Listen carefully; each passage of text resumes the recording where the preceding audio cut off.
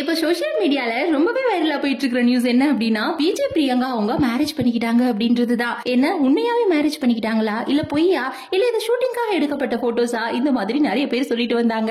ஆனா அவங்களுக்கு எல்லாத்துக்குமே பதிலடி கொடுக்கிற விதமா இவங்களோட மேரேஜ் போட்டோஸ் அண்ட் வீடியோஸ் எல்லாமே வந்து வைரல் ஆகிட்டு இருக்கு.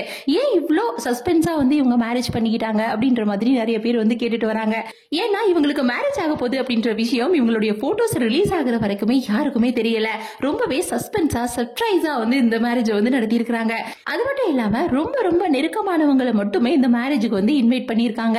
அப்படி இருக்கும்போது மாக்கப்பா ஏன் வரல அப்படின்ற மாதிரியான கொஸ்டின்ஸுமே வந்து ரைஸ் ஆச்சு. அதுக்கு மாக்கப்பாவும் என்ன சொல்லியிருந்தாரு அப்படின்னா நிறைய பர்சனல் கமிட்மெண்ட்ஸ்ல வந்து அவர் மாட்டிக்கிட்டதாவும் அதனால மேரேஜுக்கு வந்து வர முடியல, எவ்வளவோ ட்ரை பண்ண ஆனா வந்து வர முடியல அப்படின்ற மாதிரி சொல்லியிருக்காரு. அது மட்டும் இல்லாம என்னோட விஷஸ் அண்ட் பிரேயர்ஸ் எல்லாமே வந்து பிரியங்காக்கு இருக்கும் அப்படின்னு சொல்லியிருக்காரு. அது மட்டும் இல்லாம நிறைய பேர் வந்து பிரியங்கா அவங்களுக்கு வந்து வாழ்த்துக்கள் சொல்லியிருக்காங்க.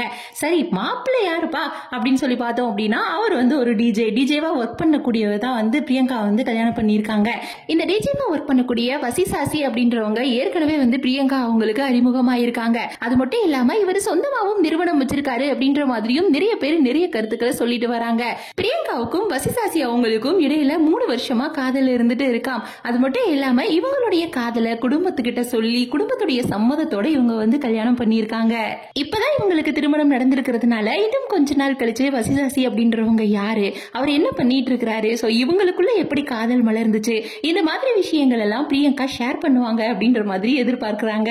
ஏற்கனவே பிரியங்கா அவங்களுக்கும் பிரவீன் அவங்களுக்கும் திருமணமாகி விவாகரத்தும் ஆயிருந்தது. இப்போ 2வது திருமணம் பண்ணியிருக்காங்க. ஏற்கனவே சில பேட்டிகள்ல அவங்க தனக்கு அம்மாவாகணும் அப்படின்ற ஆசை இருக்கிறதாவும் சொல்லியிருக்காங்க.